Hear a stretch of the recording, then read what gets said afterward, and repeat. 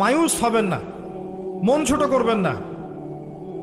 আপনার একটা সেজদা, যে সেজদা আপনি চোখের পানি ঢেলে দিয়েছেন আল্লাহর কাছে, যে আল্লাহ আমার ভুলগুলো তুমি মাফ করে দাও, আমার তওবা তুমি কবুল করো, ইনশাল্লাহ দেখবেন ওই একটা সেজদা যদি কবুল হয়ে যায় আল্লাহ পাক আপনার সব গুনাহ মাফ করে দিবেন ইনশাল্লাহ। নামাজটা ছাড়েন না, যত পাপ করছেন করেন, আমি বলি নামাজ ছাড়েন না। ইনশাল্লাহ একদিন নামাজই আপনাকে পাপ থেকে বের করে আনবে ইনশাআল্লাহ। আর শয়তান আপনাকে হতাশ করতে চাইবে, শয়তান আপনাকে হতাশ করতে চাইবে যে তুই তো গার্লফ্রেন্ডের সাথে কথা বললি, রাতের বেলা পর্ন দেখলি, তুই তো ফ্রি মিক্সিংয়ে আছিস, তুই মাদক দ্রব্য খাচ্ছিস, তুই কাজে ফাঁকি মারিস, তুই ট্যাক্স আদায় করিস নাই, দুর্নীতি করছিস, তুই আবার নামাজ পড়বি কেন? শয়তান আপনাকে এগুলো বোঝাবে কিন্তু, যে নামাজ তো আমার শোভা পায় না, আমি তো অনেক পাপী মানুষ।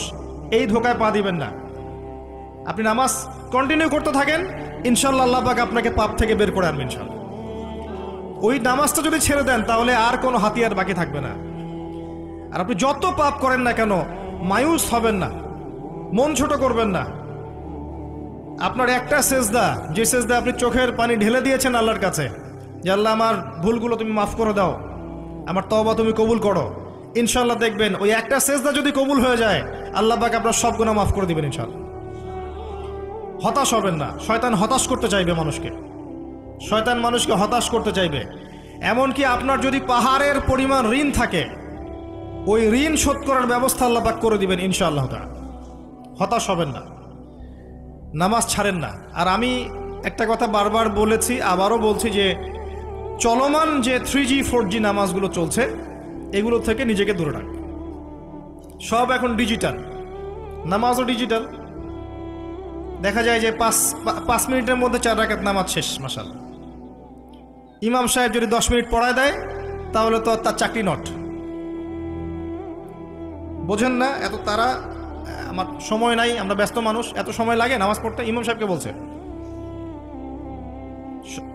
কমিটি ইমাম সাহেবকে চার্জ করছে, অথচ ইমামের উচিত তাদেরকে চার্জ করা। উল্টে গেছে এখন আর কি। ওইদিকে আসবো আমি। দাসী তার মনিবকে জন্ম দিবে, মানে সমাজের ন্যায় অন্যায় ভালো মন্দ হক বাতিলের মানদণ্ড উল্টে যাবে। দাসী কখনো মনিবকে জন্ম দেয়? মানদণ্ড উল্টে যাবে। আসেন রিল্যাক্সে নামাজ পড়বেন ইনশাআল্লাহ, আল্লাহ পাক তৌফিক দান করুন। নামাজের মধ্যে যা পড়ছেন এটাকে বোঝার চেষ্টা করতে হবে অর্থটা, তখন দেখবেন নামাজে মনোযোগ বাড়বে ইনশাআল্লাহ। তার আগে অজুটাকে ভালো করে করবেন, তাড়াহুড়া করে অজু করবেন, রিল্যাক্সে অজু করেন, অজুর অঙ্গগুলোকে সুন্দর করে ধন। অজু পরিষ্কার হয় না, এই জন্য নামাজে মনোযোগ থাকে না। আর একটা বদভ্যাস আমারও আছে, আপনাদের সবারও আছে আমি জানি, অজুতে আমরা যে পরিমাণ পানি খরচ করি, এই পরিমাণ পানি দিয়ে নবী সাল্লাল্লাহু আলাইহি ওয়াসাল্লাম গোসল করতেন। হ্যাঁ, আর আপনার মাথায় যত চুল আছে তার চেয়ে বেশি চুল ছিল নবী সাল্লাল্লাহু আলাইহি ওয়াসাল্লামের মাথায়। আপনার 2-3 জনের মাথায় যত চুল আছে তার চেয়ে বেশি চুল ছিল নবী সাল্লাল্লাহু আলাইহি ওয়াসাল্লামের মাথায়। তারপরেও তিনি অল্প পানি দিয়ে গোসল করে ফেলতেন। আর আমাদের দেখবেন জারিমানের জোর যত বেশি, তার ট্যাপের স্পিড তত বেশি। মসজিদে যাবেন দেখবেন জোরে ট্যাপ ছেড়ে দিয়েছে, অজু করতেছে। একজন মানুষের গোসলের পানি দিয়ে একাই অজু করে ফেলে। পানির লেয়ার দিন দিন নেমে যাবে আমাদের এই পাপের কারণে। কুল আরাআইতুম ইন আসবাহা মাউকুম গাওরা, সূরা মুলকের শেষ আয়াত পড়ে দেখেন। বলুন হে নবী, তোমরা যদি কখনো সকালে উঠে দেখো যে পানির স্তর সব নিচে নেমে গেছে, পানি নাই, ফামা ইয়াতিকুম বিমাইন মাইন, কোন সেই সত্তা আছে তোমাদেরকে পানি এনে দিবে, প্রবাহমান পানি? দিন দিন ঢাকা শহর সহ বড় বড় যে সিটিগুলো আছে এগুলোর পানির লেয়ার নিচে নেমে যাচ্ছে। আমাদের অপচয়ের কারণে এমন হচ্ছে। প্রচুর পানি আমরা অজুতে অপচয় করি। গোসল দেখবেন শাওয়ার নিচ্ছে, ওই যে আমাদের ডিজিটাল ইয়াজুজ আর মাজুজের বাথরুম যেগুলো আছে, পানি চোষা বাথরুম, মানে 10-20 বালতি পানি দিয়ে শাওয়ার নিয়ে নিবি। হ্যাঁ, আর মহিলা হলে তো কথাই নাই, আরো 10 বালতি এক্সট্রা লাগায়। তো সমস্যা, অজু ঠিক করতে হবে, তারপরে সলাতে মনোযোগ বসবে ইনশাআল্লাহ। আল্লাহ পাক আমাদেরকে সলাত বুঝে আদায় করার তৌফিক দান করুন। মনোযোগ চলে যাবে, যাওয়া আসা করবে, মনোযোগ যাওয়া আসা করবেই, কিন্তু মনোযোগ ধরে রাখার চেষ্টা করতে হবে ইনশাআল্লাহ তাআলা। আল্লাহ পাক যদি ইহসান দান করেন মনোযোগ বাড়বে ইনশাআল্লাহ আযজা ওয়া জাল। আরেকটা টিপস বলবো, সেটা হলো নামাজে সূরাগুলোর মধ্যে ভেরিয়েশন রাখতে হয়। যেমন প্রতিদিন যদি আপনি একই রকম সূরা পড়েন, আমি নিজেও দেখেছি যে আপনি প্রত্যেক ওয়াক্তেই যদি একই সূরা দিয়ে নামাজ পড়ে থাকেন, দেখবেন মনোযোগটা তুলনামূলক কম পাচ্ছেন। তো এক এক রাকাতে যদি আপনি ভেরিয়েশন নিয়ে আসেন, সূরার মধ্যে ভেরিয়েশন বোঝেন তো, বৈচিত্র্য নিয়ে আসেন, আপনি দেখবেন মনোযোগ বাড়বে। খেয়াল করে দেখেন। এবং তাসবিহ তাহলিল যেগুলো করছেন, এগুলোর অর্থটার দিকে যদি ফোকাস করেন, মনোযোগ কিছুটা হলেও বাড়বে। আরেকটা কাজ করলে মনোযোগ বাড়বে, প্রত্যেক সেজদায় দোয়া করতে পারলে। সেজদা করছেন, শুধু সুবহান রাব্বিয়াল আ'লা এতটুকু বলে উঠে যাবেন না, কমপক্ষে একটা দুটো দোয়া করেন, একটা দুটো দোয়া করেন সেজদায়। কারণ সেজদায় সবচেয়ে বেশি দোয়া কবুল হয়। আল্লাহ রাসূল সাল্লাল্লাহু আলাইহি ওয়াসাল্লাম বলেছেন, বান্দা সেজদায় আল্লাহর যত কাছে থাকে, অন্য কোনোভাবে বান্দা এত কাছে আসতে পারবে না। এবং এখানে তোমরা বেশি বেশি দোয়া করো। নবী সাল্লাল্লাহু আলাইহি ওয়াসাল্লাম বেশি বেশি দোয়া করতে বলেছেন। দোয়ার জন্যে হুজুর ডেকে এত খাওয়ানোর দরকার নাই, নিজে দোয়া করা শেখেন, নিজে দোয়া করা শেখেন। নিজের বাবার জন্যে, মায়ের জন্যে, আপনার আত্মীয় স্বজনের জন্য, আপনার নিজের জন্য, আপনার স্ত্রী সন্তানের জন্য, সমাজের জন্য, উম্মার জন্য, দেশের জন্য আপনি দোয়া করতে শেখেন। আপনার একটা প্রয়োজন, এই প্রয়োজনটাকে আমি বুঝতে পারবো, ওই আবেগটা কি আমার আসবে? আপনার যেটা প্রয়োজন, আপনার আবেগ আপনার আসবে। আপনার সন্তান অসুস্থ, আমি কি বুঝবো সেই ফিলিংসটা কেমন? আপনি বুঝবেন সেই ফিলিংসটা কেমন। অতএব নিজে আল্লাহর সাথে সম্পর্ক করেন। আর আপনি নিজেকে এত ছোট কেন মনে করছেন? আপনিও আল্লাহর সেই বান্দা, যে বান্দা আমি, যে বান্দা আর 10 জন মানুষ। আল্লাহ পাক আপনাকেও ভালোবাসেন, আল্লাহ পাক অবশ্যই আপনাকে ভালোবাসেন। জীবনের দীর্ঘ সময় পর্যন্ত আপনি আল্লাহকে ডাকেন নাই, আল্লাহ আপনাকে ফেলে দেয় নাই। আল্লাহ আপনাকে খাওয়ান, এখনো পরান, বাঁচিয়ে রেখেছেন, আল্লাহ নিয়ামত দিয়েছেন। আল্লাহ আপনাকে ভালো না বাসলে এমনি করেন? আল্লাহ পাক অপেক্ষা করছেন কবে খালি আপনি আসবেন আল্লাহর কাছে, এসে বলবেন আস্তাগফিরুল্লাহ ওয়া আতুবু ইলাইহি। আল্লাহ পাক অপেক্ষা করে বসে আছেন আপনার জন্য। আপনি কোথায় যাচ্ছেন? ফাআইনা তাযহাবুন। আল্লাহ পাক বলেছেন ফাআইনা তাযহাবুন, কোথায় যাচ্ছ তোমরা? কোথায় যাচ্ছেন? টাকার পিছনে, বাড়ি গাড়ি, স্ট্যাটাস, স্ত্রী সন্তান, ভোগ বিলাসের পিছনে? আল্লাহ অপেক্ষা করছেন আপনার জন্য। আসেন, সেজদা করেন। ওয়াসজুদু ওয়াকতারিব, সেজদা করেন, নিকটবর্তী হন। আল্লাহ আপনার জন্য অপেক্ষা করছেন। যাবেন না আল্লাহর কাছে? আল্লাহ পাক সবাইকে আল্লাহর কাছে ফিরে আসার তৌফিক দান করুন। এটাই হোক আমাদের কাছে আসার গল্প, এটাই হোক আমাদের কিসের গল্প? কাছে আসার গল্প। আমাদের জেনার গল্প দরকার নাই। ওদের কাছে জেনা হচ্ছে কাছে আসার গল্প, যার ব্যাপারে আল্লাহ বলেছেন লা তাকরাবু জিনা, ওর ধারের কাছেও যেও না। আর তারা ওইটাকে বলবে কাছে আসার গল্প। ইন্না লিল্লাহ ওয়া ইন্না ইলাইহি রাজিউন। আল্লাহ পাক আমাদের যুবক যুবতীদেরকে হেদায়েত দান করুন, পিতা মাতাদেরকে পরিবারে অনুশাসন বজায় রাখার তৌফিক দান করুন। আমাদের এই কাজগুলোর প্রতিফল কিন্তু আমাদেরকে ভোগ করতে হবে। আমাদের মেয়েদের, আমাদের ছেলেদের, তাদেরকে আমরা কিভাবে বড় করছি, এটার হিসেব কিন্তু আমাদেরকে চুকিয়ে দিতেই হবে। পিতামাতাদেরকে বলবো সচেতন হয়ে যান। আল্লাহ পাক তৌফিক এনায়েত করুন, আমিন। আর যারা ওই পথে চলে গেছেন তাদের উদ্দেশ্যে একটা কথা বলবো, সেটা হচ্ছে যে এটা একটা মোহ, একটা ভ্রম। বাস্তবতা হচ্ছে যে আপনাকে প্রতিশ্রুতি দিচ্ছে সে আপনাকে অনেক ভালোবাসে, আদতে সে আপনাকে ভালোবাসে না।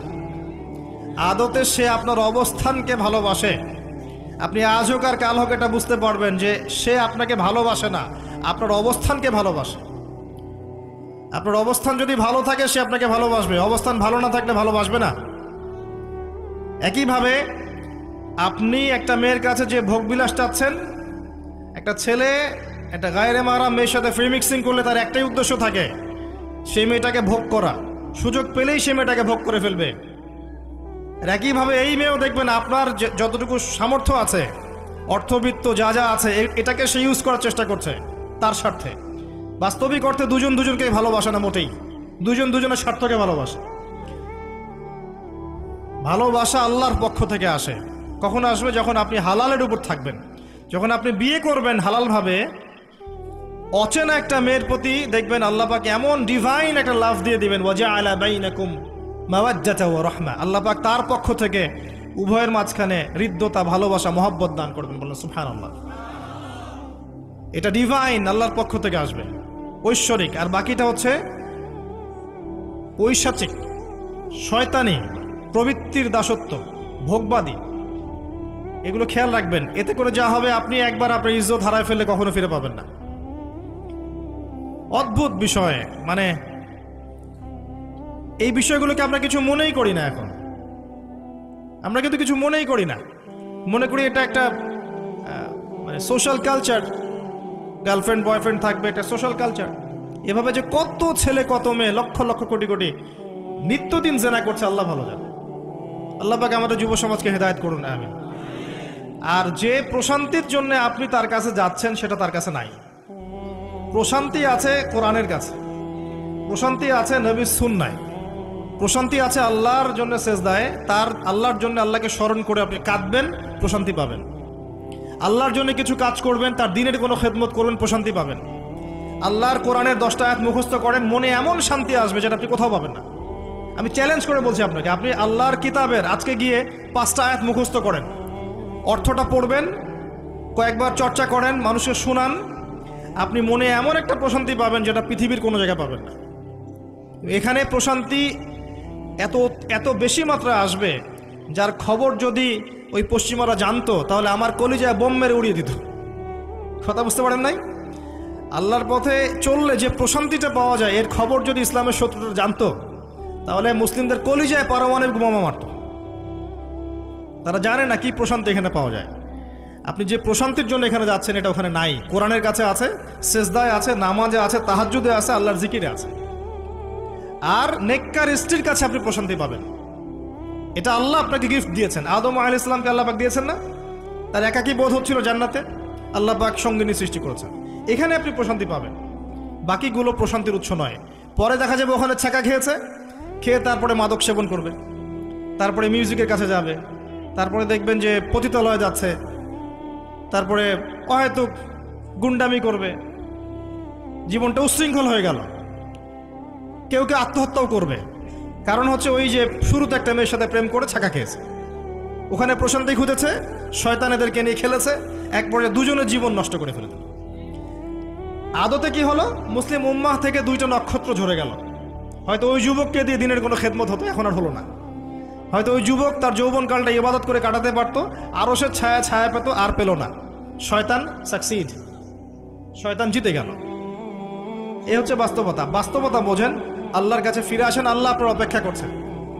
আসবেন না আল্লাহর কাছে? এটাই হোক আল্লাহর কাছে আমাদের কাছে আসার গল্প। আল্লাহ পাক আমাদেরকে তৌফিক দান করুন, আল্লাহুম্মা আমিন।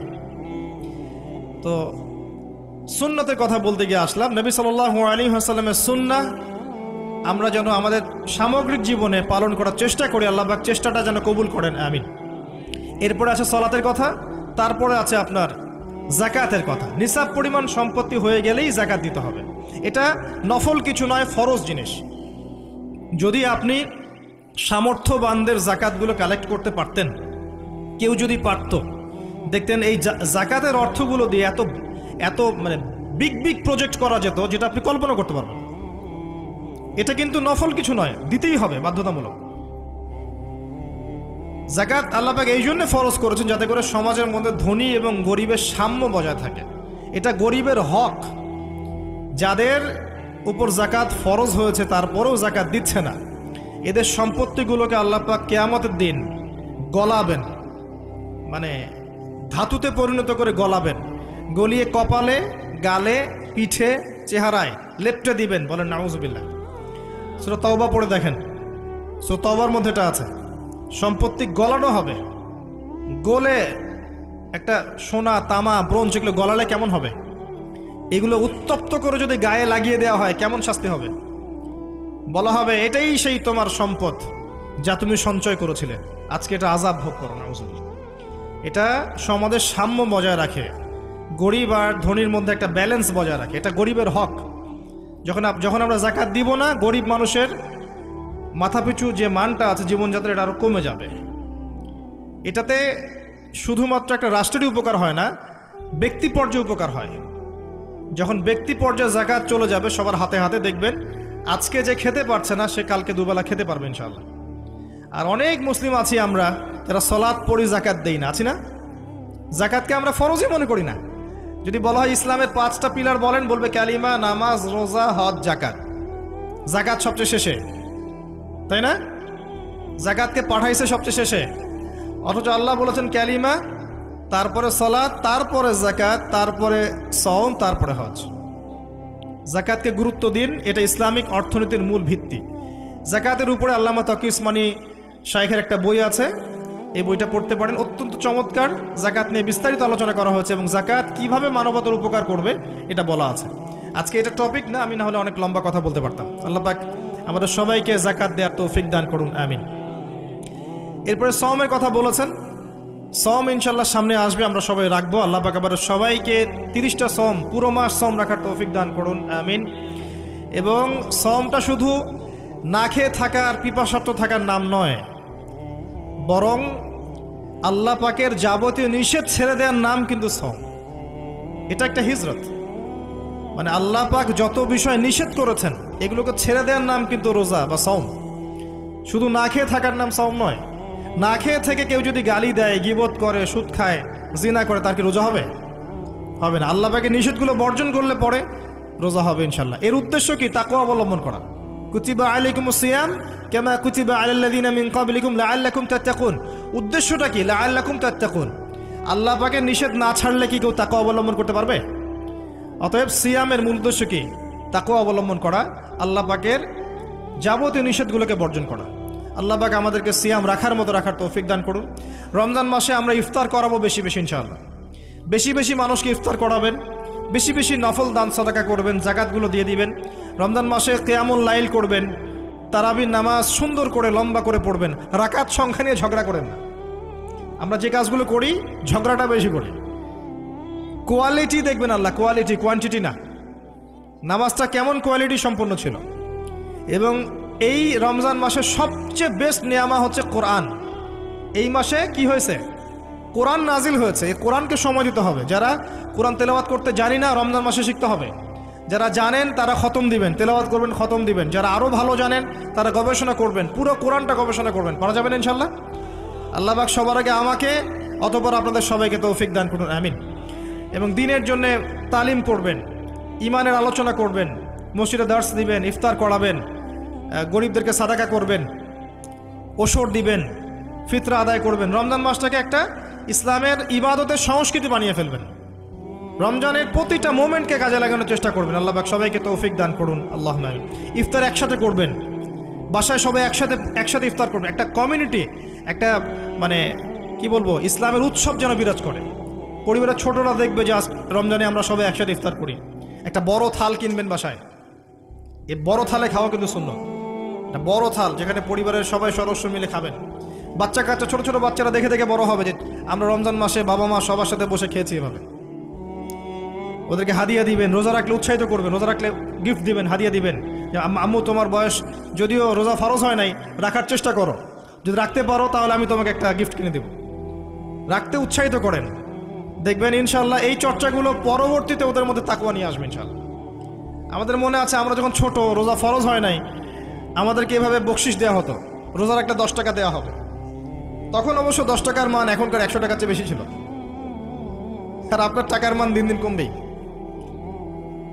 কারণ ইসলামিক কারেন্সি যারা বোঝে না তারা এগুলোর সম্পর্কে বিরূপ মন্তব্য করতে পারে। বাট আমরা জানি যে একটা সভ্যতা মানুষের সম্পদ চুষে খাচ্ছে এবং ডে বাই ডে এটা হতেই থাকবে। যাই হোক, ওই টপিকে আর গেলাম না। তো আমাদেরকে পুরস্কৃত করা হতো এভাবে, উৎসাহিত বোধ করতাম। কয়টা রেখেছি? 7টা, তারপরের বছর 10টা, তারপরের বছর 15টা। এভাবে করতে করতে দেখবেন আপনার বাচ্চা রোজা রাখা শিখে যাবে। এবং সওম রাখলে শরীরের কোনো ক্ষতি নাই, উপকার ছাড়া। ক্ষতি আছে? কোনো ক্ষতি নাই, কোনো ক্ষতি নেই উপকার ছাড়া। সবচেয়ে বড় কথা হচ্ছে যারা খেতে পারে না ওদের ফিলিংসটা আপনি বুঝতে পারবেন।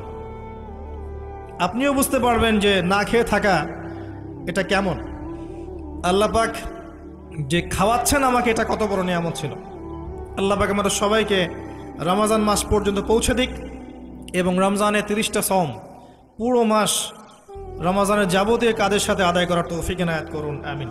আর সম্ভব হলে রমজান মাসে উমরা করবেন। সম্ভব হলে রমজান মাসে উমরা করতে পারেন, এটা খুব বড় একটা ইবাদত। এবং এটাতে যে নববী রুহানি একটা স্বাদ পাবেন, এটা কিন্তু বলে বোঝাতে পারবো না আমি, আপনি করলে পরে বুঝতে পারবেন। আল্লাহ পাক তৌফিক দান করুন সবাইকে, আল্লাহুম্মা আমিন। এরপরে আছে সামর্থ্য হলে হজের কথা। আলহাজ টাইটেলের জন্য নয়, মানুষ আমাকে আলহাজ বলবে, হ্যাঁ, মানুষকে দেখানোর জন্য হজ, আমাকে হাজি সাহেব বলবে, এই জন্য হজ নয়। হজ করতে যাবেন ইব্রাহিমী চেতনা শিখতে।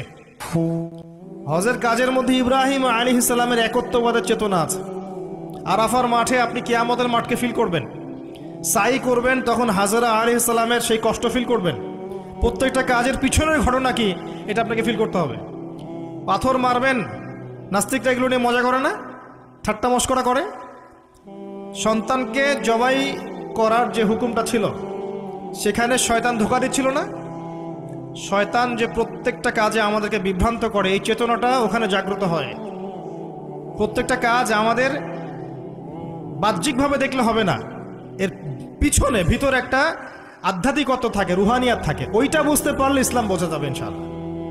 তো হজের প্রতিটা কাজ আপনি দেখবেন ইব্রাহিম আলাইহিস সালামের সুন্নাহ, হাজরা আলাইহিস সালামের আত্মত্যাগ, ইসমাইল আলাইহিস সালামের ঘটনা, কিয়ামতের মাঠ, দোয়া কবুলের মাঠ, তাওয়াফ, এই প্রত্যেকটা বিষয় আপনার ক্ষুদ্রত্ব, আল্লাহর বিশালত্ব, এগুলো আপনাকে বুঝিয়ে দিবে।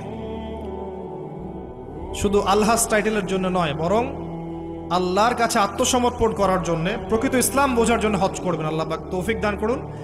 দোয়া করে আল্লাহ পাক সবাইকে জীবনে অন্তত একটাবার জন্য হজ করার তৌফিক দান করেন, আমিন। এটা প্রথম প্রশ্ন ছিল। দ্বিতীয় প্রশ্ন তিনি করছেন, কোন ব্যক্তি?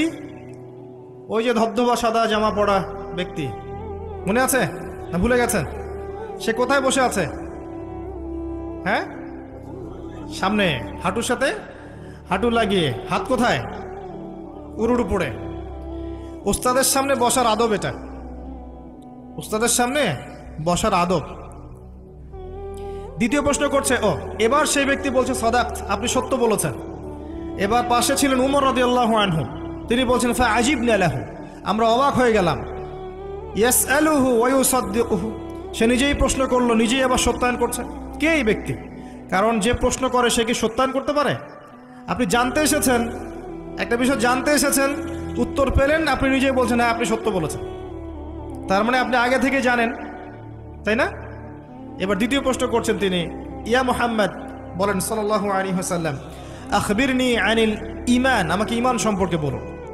এখন নবী সাল্লাল্লাহু আলাইহি ওয়াসাল্লাম বলছেন, আল ঈমান, ঈমান হচ্ছে আন তুমিনা বিল্লাহ, তুমি বিশ্বাস করবে প্রথমত এক আল্লাহর প্রতি, ওয়া মালাইকাতিহি, তার ফেরেশতা মণ্ডলীর প্রতি, ওয়া কুতুবিহি, সমস্ত আসমানি কিতাবের প্রতি, ওয়া রুসুলিহি, সমস্ত নবী রাসূলগণের প্রতি, ওয়াল ইয়াউমিল আখির, পরকালের জীবনের প্রতি। 6 নাম্বার, ওয়া আন তুমিনা বিল কদরি খায়রিহি ওয়া শাররিহি, এবং তুমি ঈমান আনবে, বিশ্বাস করবে তাকদীর বা ভাগ্যের ভালো মন্দের প্রতি। এই 6টা বিষয়ের প্রতি মনে বিশ্বাস করবে, মুখে স্বীকার করবে এবং কাজে বাস্তবায়ন করবে, এর নাম হচ্ছে ঈমান। মনে থাকবে কয়টা বিষয়? 6টা। এখানে একটা কথা আমি বলি, আগেও বলেছি আবার বলছি, এই 6টা বিষয় গায়েবের বিষয়, এগুলোকে আপনি যুক্তি, বিজ্ঞান, দর্শন দিয়ে প্রমাণ করতে পারবেন না। পারবেন? পারবেন না। পরীক্ষা নিরীক্ষা, যুক্তি, বিজ্ঞান, দর্শন দিয়ে ল্যাবরেটরিতে বসে কি আল্লাহ, ফেরেশতা, আসমানি কিতাব, নবী রাসূল, পরকালে পরীক্ষা করা যায়? যায় না। এগুলো কিসের বিষয়? গায়েবের বিষয়। আল্লাযীনা ইউমিনুনা বিল গায়ব, মুত্তাকি কারা? যারা গায়েবে বিশ্বাস করে, এদের জন্যই হচ্ছে আলিফ লাম মিম যালিকাল কিতাব লা রাইবা ফি হুদাল লিল মুত্তাকিন। তো ঈমানের 6 পিলারকে 3টা কাজ করতে হবে, মনে বিশ্বাস, মুখে স্বীকৃতি এবং কাজে বাস্তবায়ন। যারা শুধু বিশ্বাসটাকেই সবকিছু মনে করে, এদেরকে বলা হয় মুরজিয়া বা শৈথিল্যবাদী। আর যারা কাজ করতে গেলেই পান থেকে চুন খসলেই কাউকে কাফের বলে ফেলে, এদেরকে বলা হয় খাওয়ারেজ বা খারেজি। আহলে সুন্নাহ ওয়াল জামায়াতের আকীদা হচ্ছে মাঝখানে। ঈমানের বেইজ হচ্ছে দুটো জিনিস, মনে বিশ্বাস, মৌখিক স্বীকৃতি। কাজে বাস্তবায়ন হচ্ছে ফুরু বা শাখা। কাজ করতে গিয়ে যদি আপনার ভুল হয়, কবিরা গুনাহ করে ফেলেন, আপনি কাফের হবেন না, বরং ফাসেক বা জালেম হতে পারেন। এবং কবিরা গুনাহ করে ফেললেই কাউকে হত্যা করা জায়েজ নাই, তার তওবার দরজা কি আছে? খোলা আছে। এই হলো ঈমান। তারপরে তিনি আবার প্রশ্ন করছেন, ইয়া মুহাম্মদ, বলেন সাল্লাল্লাহু আলাইহি ওয়াসাল্লাম, আখবিরনি আনিল ইহসান, আমাকে ইহসান সম্পর্কে বলুন।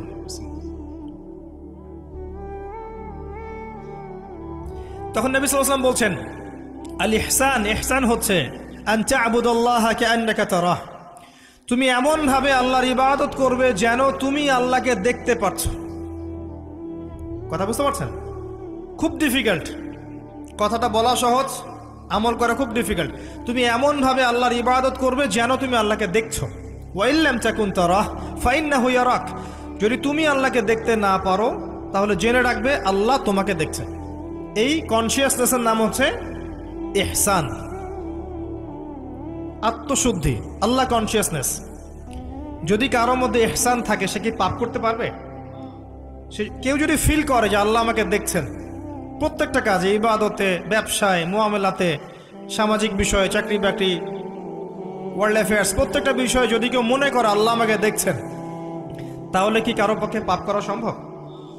এই চেতনাটা আল্লাহ পাক জাগ্রত করতে বলেছেন।